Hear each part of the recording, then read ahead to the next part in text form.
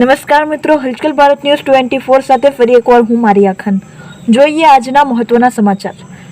નવસારી જિલ્લાના બિલ્લીમોરા ખાતે શ્રાવણ માસના અંતિમ સોમવારે 50 ફૂટ ઊંચી રાઈડ અચાનક તૂટી જતા ભયનો માહોલ સર્જાયો.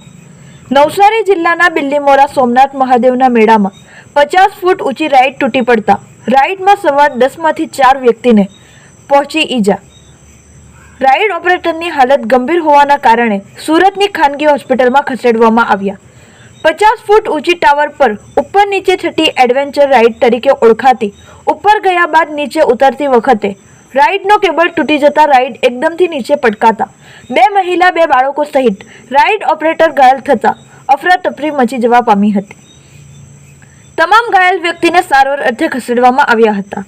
પોલીસ તંત્ર દ્વારા તમામ રાઈડ બંધ કરી દેવામાં આવ્યા હતા. સોમનાથ મેળામાં આવેલી તમામ રાઈડ પર અનેક સવાલો ઉઠી રહ્યા છે. વધુ માહિતી આવતા એપિસોડમાં. Bureau chief Hanif Khan Mahuva. નમસ્કાર, ધન્યવાદ.